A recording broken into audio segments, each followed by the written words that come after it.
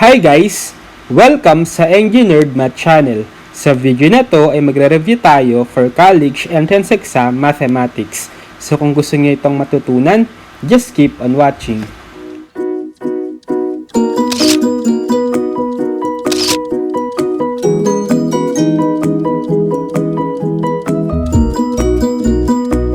Okay, so this time ay magre-review ulit tayo for college entrance exam mathematics part 5. So meron na akong parts 1 to 4 for this series of videos for college entrance exam reviewer mathematics.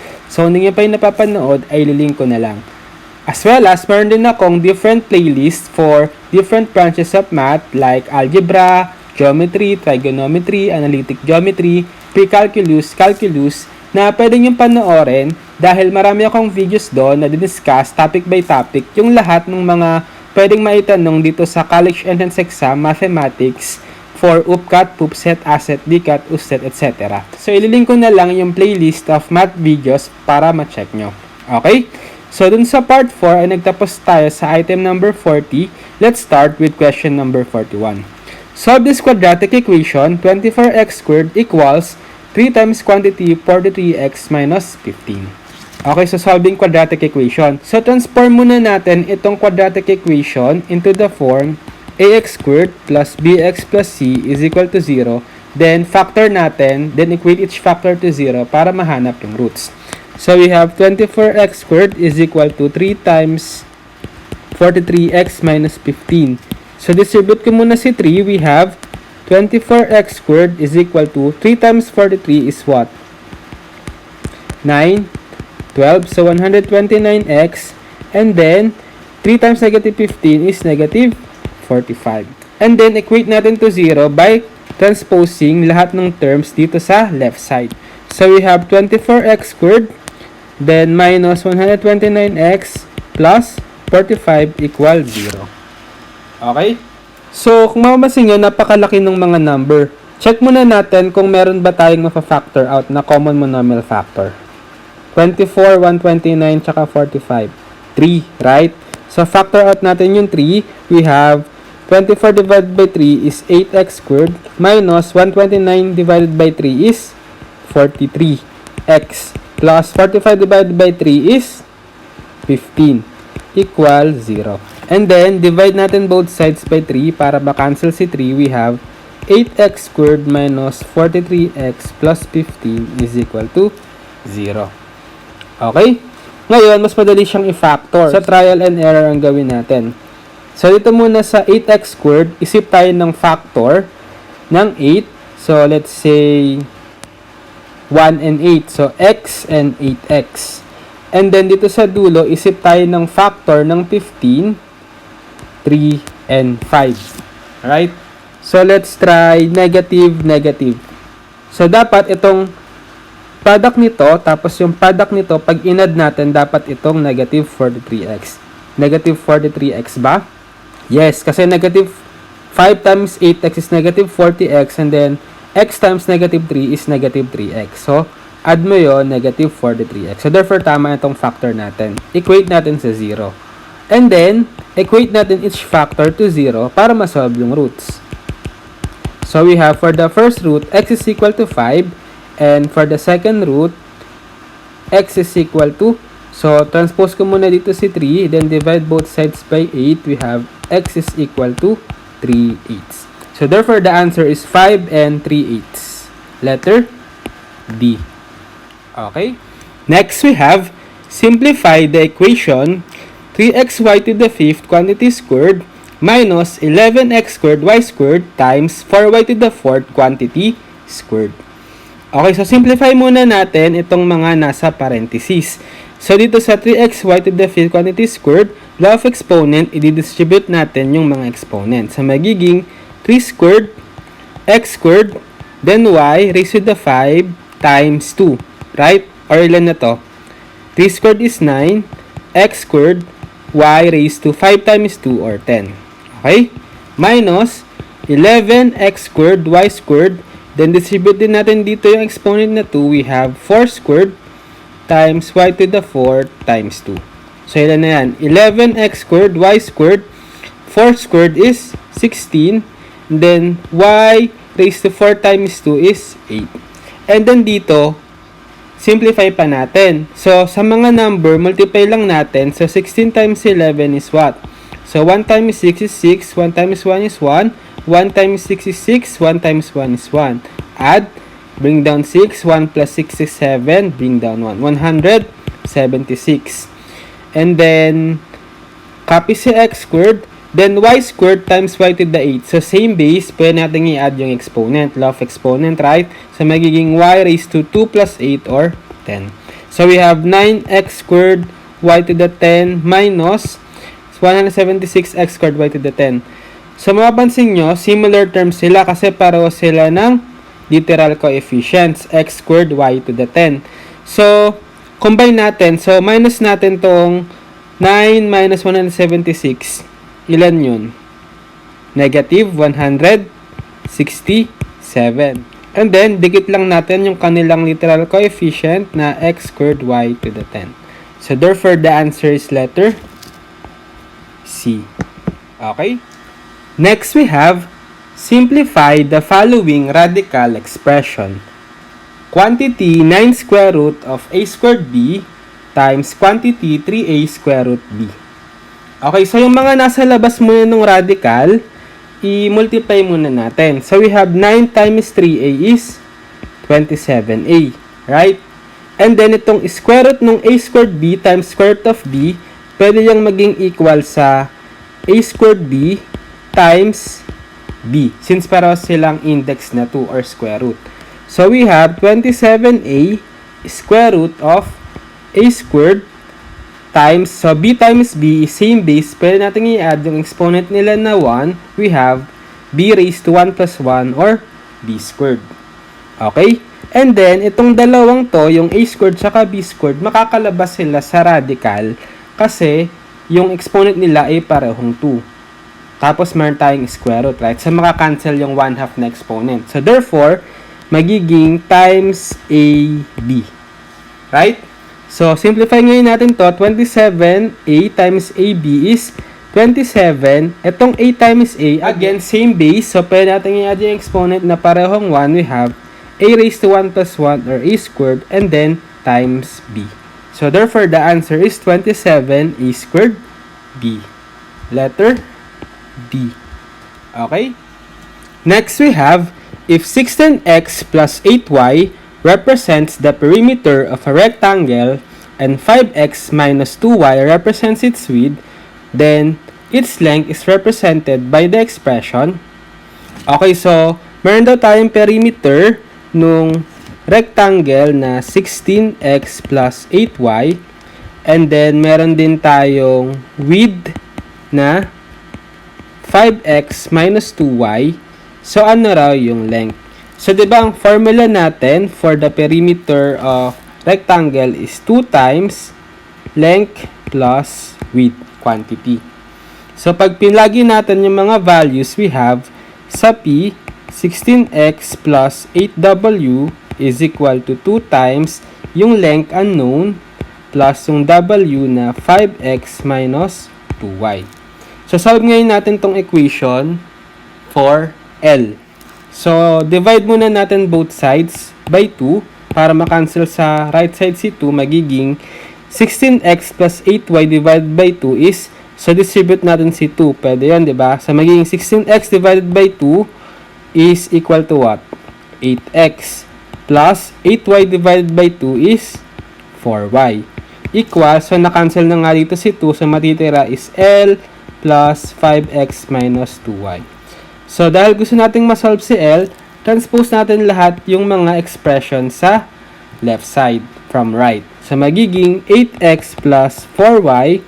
Itong 5x magiging negative 5x. Itong negative 2y magiging 2y sa left side. And then, equal sa L. So, simplify na lang natin to. 8x minus 5x is what? 3x, right? And then, 4y plus 2y is positive 6y. Equals L. So, therefore, L is equal to 3x plus 6y. Letter B. Okay? Next, we have, how many different ways can 5 students be seated in a round table? Okay, so permutations. Kasi, number of orders daw, kung ilang ways pwedeng maupo yung 5 students sa round table.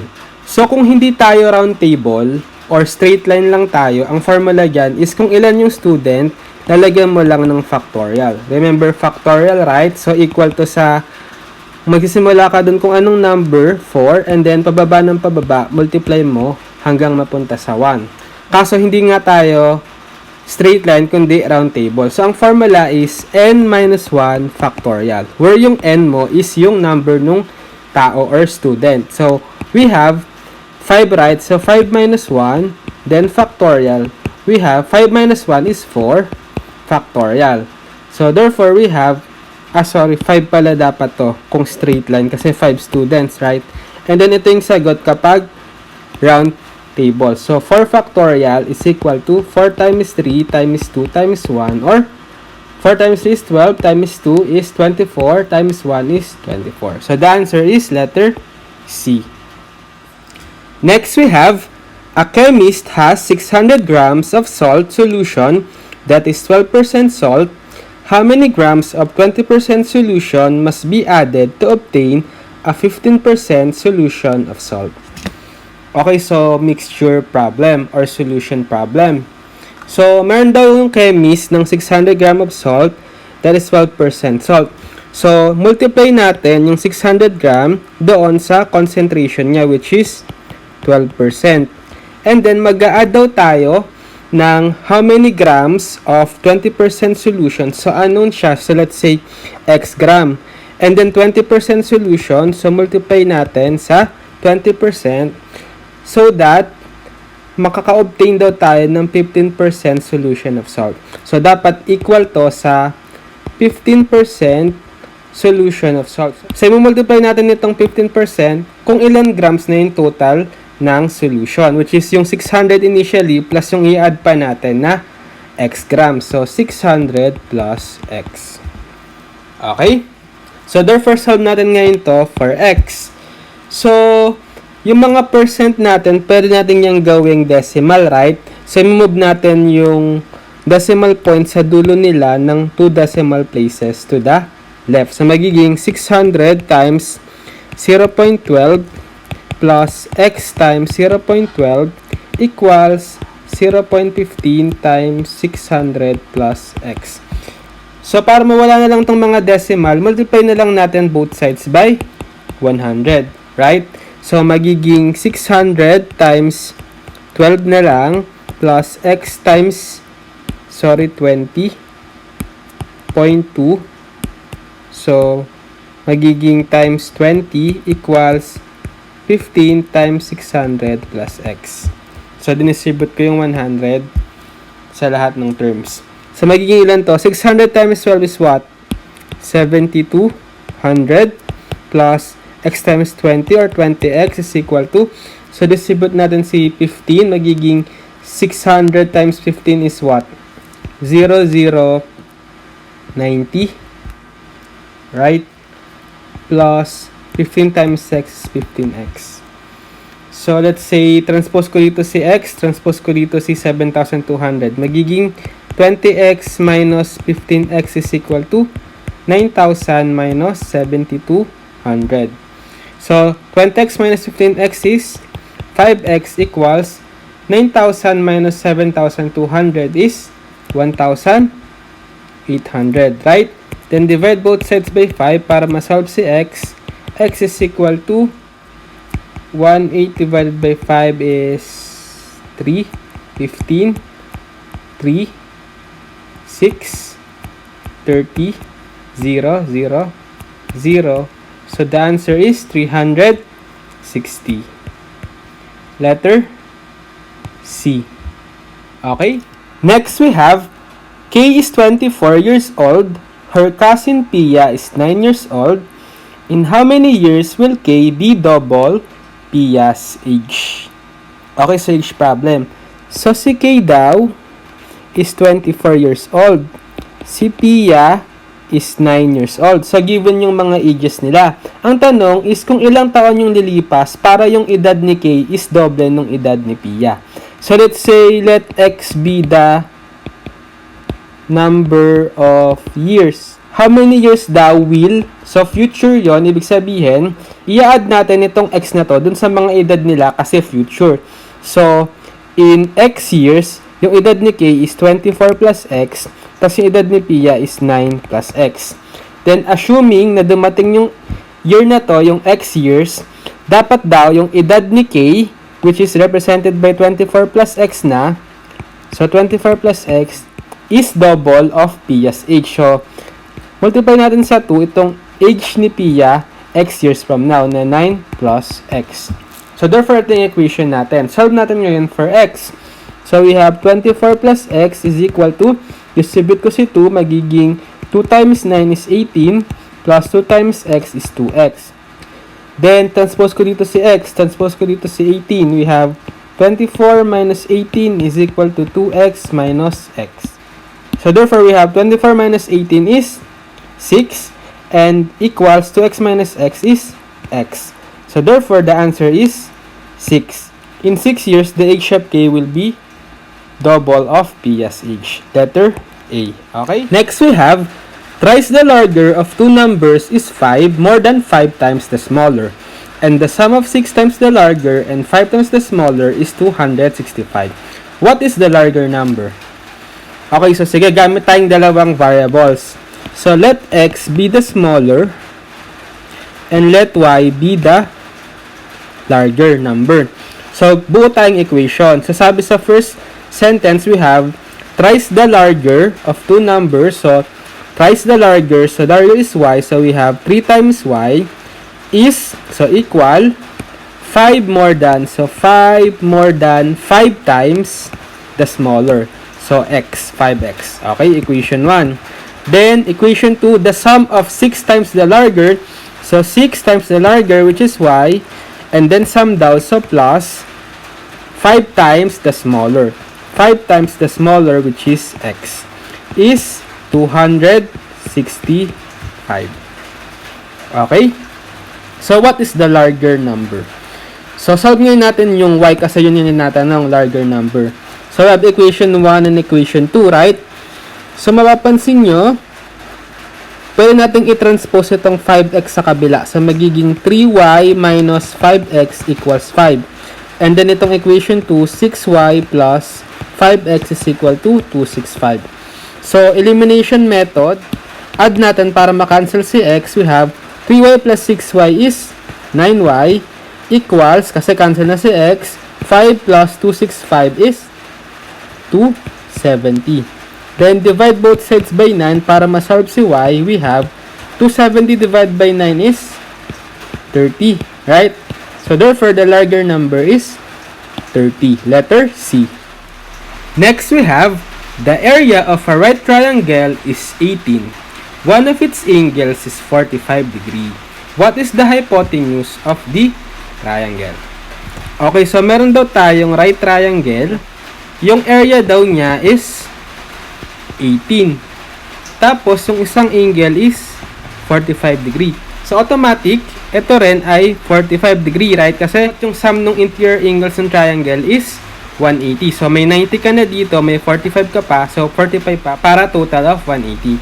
So, therefore, yung triangle pala natin is a special triangle, which is 45, 45, 90 or isosceles right triangle.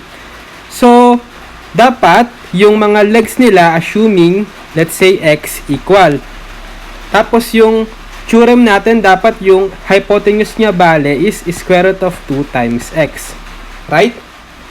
So, given tayo ng area. Diba ang area is equal sa 1/2 base times height. So, assume natin ito si base, ito si height. So, equal lang naman sila sa x. So, pwede natin gawin 1/2 x times x or 1/2 x squared.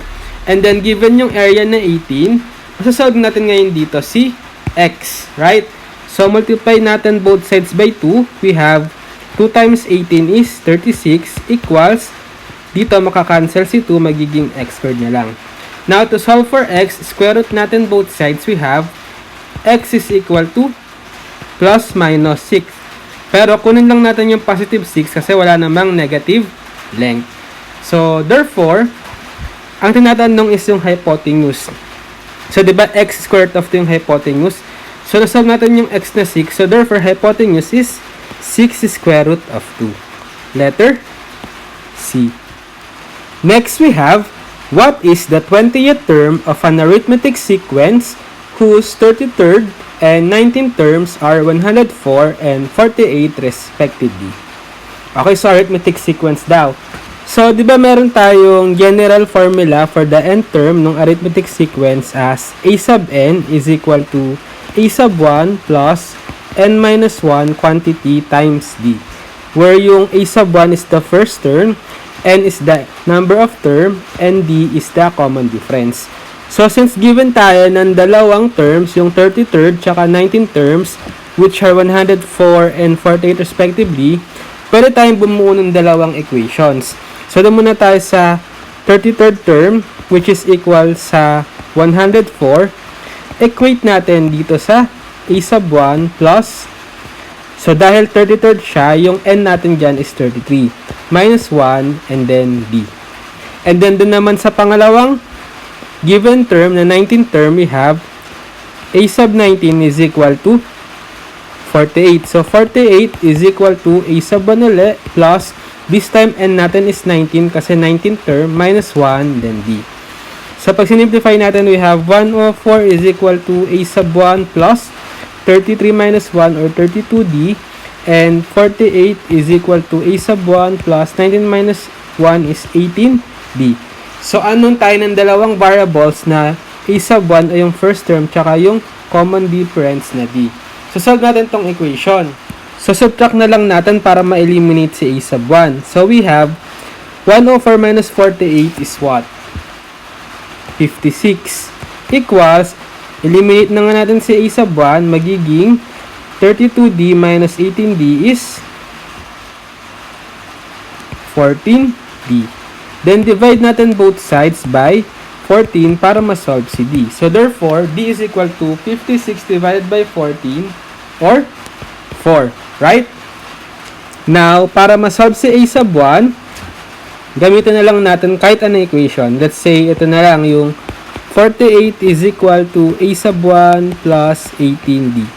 So, substitute na natin yung nakuha nating d na 4. So, a sub 1 plus 18 times 4 equals 48. 48 is equal to a sub 1 plus 18 times 4 is what? 72.